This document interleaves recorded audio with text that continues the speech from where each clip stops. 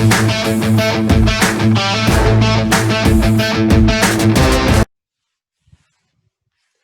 guys, I'm Geoff Fienberg here with oddschecker.com, breaking down props for the Zozo Championship this week at Sherwood Country Club in Thousand Oaks, California.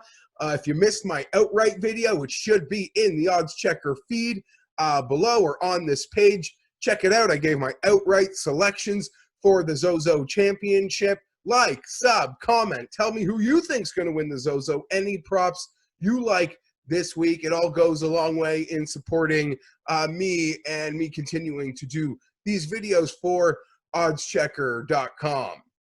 As discussed in the outright picks video, sort of like last week, can't really stand these events that put us at places we are unfamiliar with. Someone sort of mentioned to me that majors in many ways are places we are unfamiliar with or have very little relative course history, and I don't complain or do well at those. I mean, I don't complain about that when we're at the majors, and I seemingly have had luck or success finding winner's circle at them. What makes these different? I'm not really sure. In the majors, I don't know. It's just a whole process, and it goes on for months, Like, I'm not waking up on Monday morning thinking about that major for the first time. The golf world works where I'm not really thinking about the Zozo till the Monday of the Zozo. I'm not thinking about the Heritage till the Monday of the Heritage. Why is that? Well, maybe, like, obviously they're not going to do it, and it makes total sense, but, you know, if you put up odds for the 2021 Heritage right now, and I could look at them and have my opinions on it, then maybe. I've gone all over the place here, but I think you know what I mean. At least when it comes to the majors, those are almost year-long endeavors to figure out the course and what might work. And I'm looking at futures boards for essentially a year. Not fully a year, but you know, when the U.S., like, I haven't started looking at U.S. Open 2021 yet, but and I haven't really started looking at Masters 2021 yet, because Masters will be the first major in 2021 yet, but we still haven't played the 2020 Masters. I'm all over the place. Wow.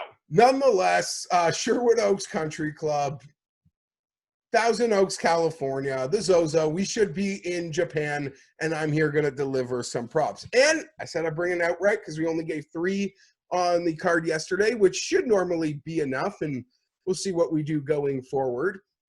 And I thought with this outright, I would be far more bold about it. I really did. There was someone north of 50 I thought would take this final spot, but in the end, you can't put a price on peace of mind, at least as it pertains to me.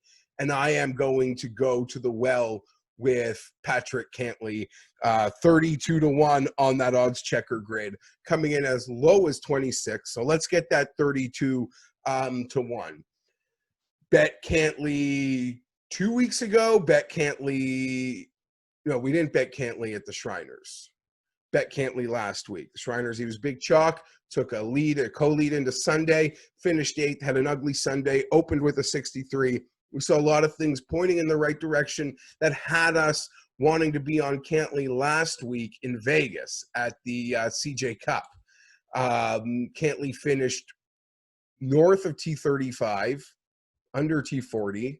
I don't remember the exact numbers, but his off the tee game was strong, and his around the green game was strong, and the putter abandoned him. He might not be showing enough life for your liking, but I'm believing in this Cantlay process. I've got to. This is way too good a golfer to be north of 30 in this field on a course that suits him. And it suits him for many reasons. We've seen him play really well in California, historically, being a Cali guy.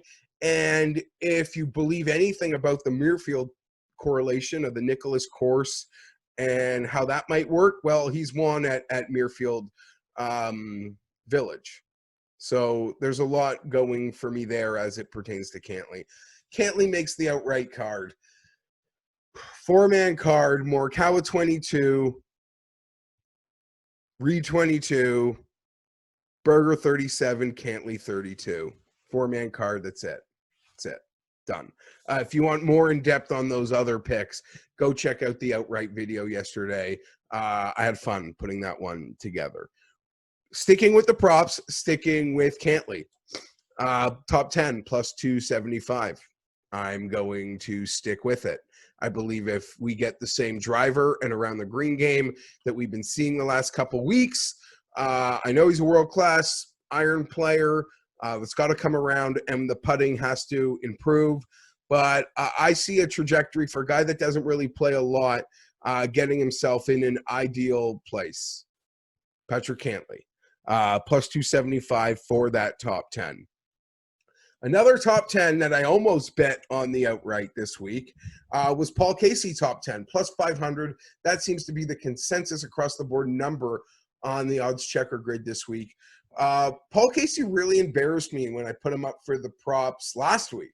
I was going to say, that was ugly. Last week was ugly. Nothing even in the props sort of helped us recover. Happens. Outright golf. Keep on keeping on. That's why we got to not spoil the units. We just keep grinding away and we will hit our tickets and keep us plus, plus, plus. Paul Casey. Last week I made some correlations that Casey's a great, Carolinas, East Coast golfer, as we had correlations to the CJ Cup, and that it looked like it was straight out of, the Appalachians or the Carolinas in some fashion. And I was dead wrong about how Casey would perform at the CJ Cup. Paul Casey does love California. He hunted that PGA championship at Harding Park. He was second place at Pebble Beach to Phil last year. We remember the daylight got in the way and Phil had to pay his pilots to sleep an extra night so he could play a final hole and win that sucker. But Paul Casey, California golf, plus 500, top 10, small field, can do a lot of things that work. And, oh, man, he better – how do I put this? I don't know whether I want Paul Casey to hit this bet or be absolutely horrible. Because if Paul Casey has a really strong showing, he might have to be involved in something I do with the Masters. And that might be really annoying for some people. Some people might not like hearing that. Trying to work on this mic. I got to get a better mic setup. The mic is great. My ability to keep it close to my mouth is the problem. Don't worry, Pat gets mad at me too every time we record. Colin Morikawa. Okay, this is where the odds checker grid is sometimes my absolute favorite. Colin Morikawa is plus 180 essentially to get his top 10 across this board when I'm using the odds checker grid. But Bet America is doing some fancy things with some of these top 10s where they're giving us some juicy numbers. Thanks to Odd Checkers Grid, I get to check that out, or it gets brought to my attention, I should say. So there is a plus 375 on Colin Morikawa to finish in the top 20 this week at Sherwood Country Club. I mean, I could speak glowingly about Morikawa here, but I already did that in the outright video. I think he can win this tournament, so I don't really need to feel – I don't feel like I need to put too much of a sell on my belief that he will come in the top 10. That is quite simple. I have had some luck on these props, I believe, riding Cantlay in head-to-head matchups. We've done it the last couple weeks to profit. And Cantlay was against Matsuyama this week in the head-to-head that I wanted to play at Bet365. But I don't want to pick on Matsuyama.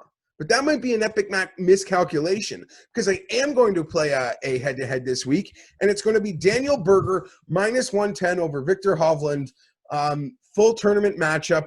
I am incredibly high on Berger this week. Again, like the Morikawa thing, I've picked him to win this tournament, so obviously I think he could beat someone in a head-to-head matchup. Full disclosure, my research really did like Victor this week, but I didn't like the price one bit. And I guess that would lead me to believe I don't feel like I don't feel like Berger should be a pick'em versus him in a head-to-head matchup. But Victor is the type of guy that can stick it to 4 feet all week. and not even need to be clutch around the greens or with his putter and win this thing. Even though we haven't really seen that lately, we saw some signs of it last week. I'm a bit scared, but I'm incredibly confident in Boogs this week. The final run before the Masters for Berger, which he won't be involved in, and nor will Harris English. I really wish Augusta National did something to accommodate those guys and their great play and where they currently rank in the world. But the Masters is incredibly stubborn, and those two guys have earned their 2021 tickets, as if their world ranking wouldn't get them their 2021 tickets anyway. The Masters could do better. They really could have done better here. A lot of people totally disagree with me on this, but I am quite strong that English and Berger should have been granted invitations to the Masters. Huge week for Berger this week. Going to give a middle finger to Augusta. That's what I think is going to happen in California. Let alone, I think he sets up for the event in many ways to begin with. I'm not picking him because it's a middle finger to Augusta. Once I decided I was going to pick him, and then I like to work on funny narratives to help deliver the picks, that's where that came in.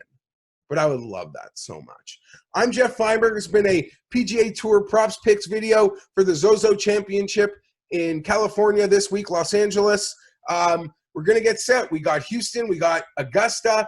A lot coming up here in the near future, guys. I'll be back later in the week with some NFL DFS content. Like, sub, comment on the video below. You know what to do. Support me, support Odds Checker, so I can keep pumping out this content for y'all. Have a great one. I hate my closings. Have a great one. Just win. Just win. I want a winner. I want a winner. I want a winner before October ends. Because we had one in August, we had one in September. Gotta hit October. We're running out of time. Now, I'm out.